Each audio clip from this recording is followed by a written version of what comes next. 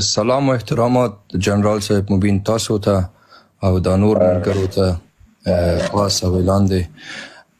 زه خپله یو شهید یم او له قبر نه تاسو سره خبرې کوم. همدغه د ایران پیښه کې شهید شوی؟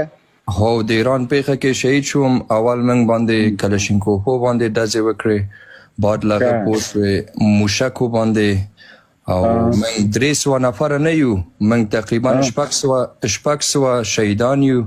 او دلته دا ټول یو قبر کې یاستئ؟ ټول یو قبر کې یاستئ؟ هو موږ ټول دسته جمعي ښخ شوي یو، یو قبر کې یو.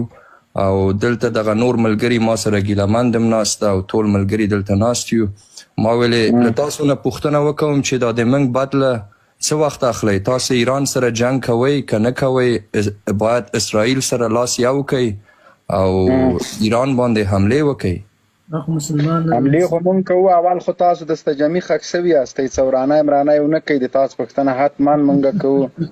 او خدای مې انصاف روزي که نو تاسو ته چا وویل چې هلته انټرنیټ عین قبر کې کار کوي؟ هو دلته انټرنیټ هم شته، آیفون هم شته، سامسنګ، هر څه شته دلته الحمدلله، هر څه شته. خو یو خبره موږ ډېر داسې بد حالات ډیر په مظلومیت یو وژلی ولا څه، بس خدای د خیر کې انشاءالله موږ پوښتنه کوو.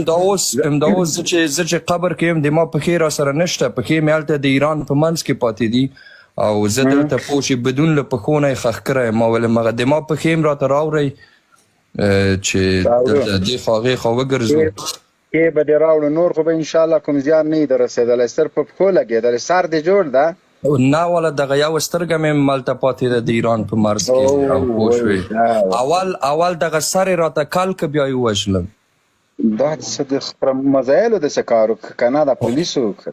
نه اول خو پولیس راغله، بیا موږ خو پوه شې افغانان یو، پولیسو سره هم جنګ وکړو، بیا هغو د موشک یې را باندې راوسته، بیا موشکو سره هم سرونه کل شول، بیا یې وویستلی؟